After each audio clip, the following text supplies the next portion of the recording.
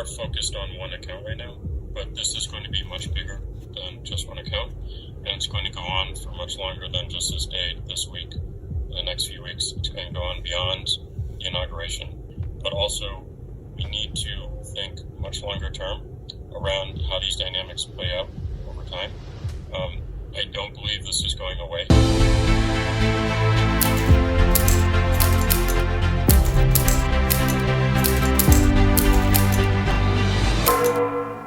Well, this is all moving pretty fast. It always does move pretty fast, but don't you worry, it's for your safety. Up in Canada, the Heritage Minister just announced this week that that country will introduce new regulations to ban social media posts that are deemed hurtful or offensive. Of course, they want to protect themselves. Sorry, protect you by protecting themselves from criticism from you. See how that works?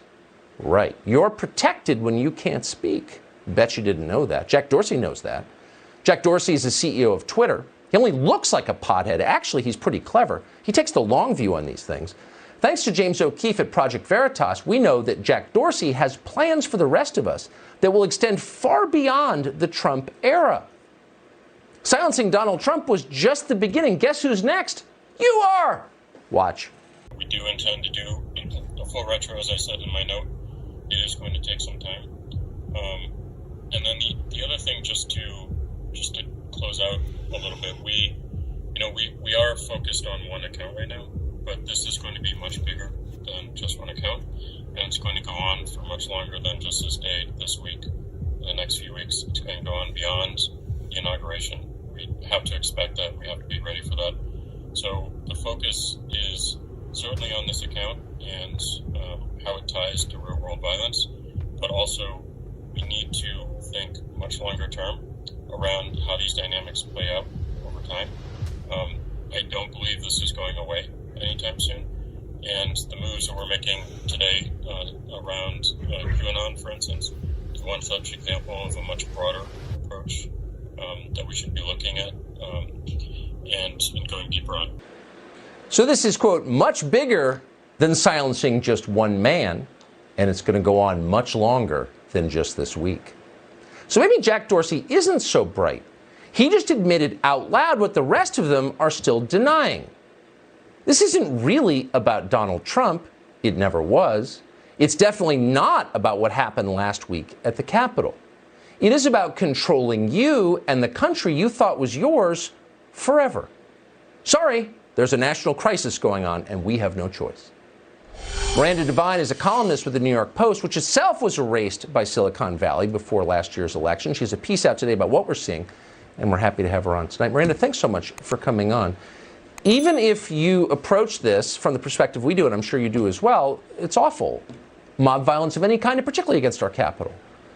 I don't think I've ever seen a more cynical and sinister response to anything than what we're seeing right now.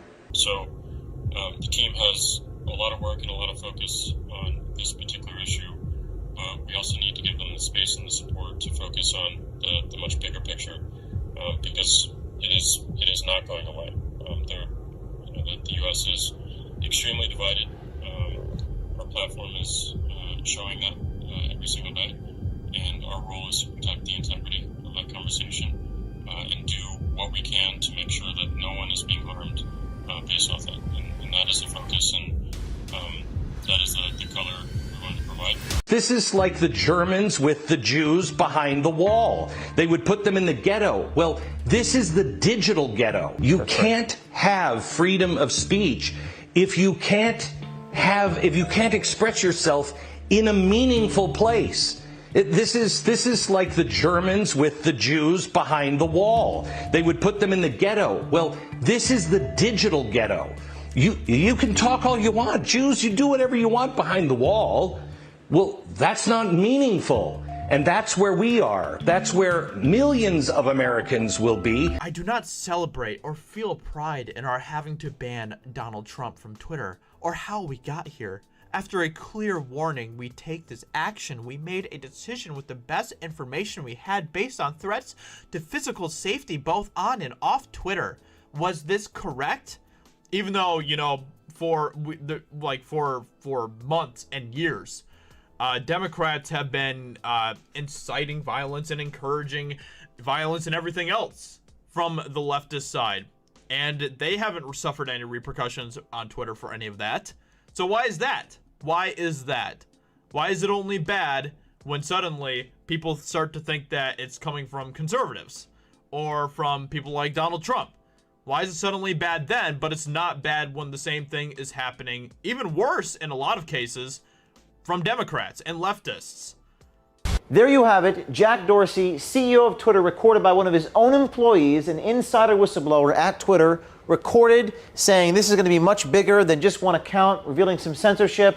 You can see our motto at Veritas, our organization protected by an army of citizen patriots. We've had over a dozen people reach out to us this week with video, evidence inside Twitter. Stay tuned. They may be private companies, but they have more power than all three branches of government. Veritas Tips at protonmail.com.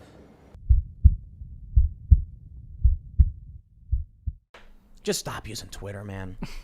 I'm really like, I guess there's a reason to use it. I've said many times in the past, I'm going to stop using Twitter.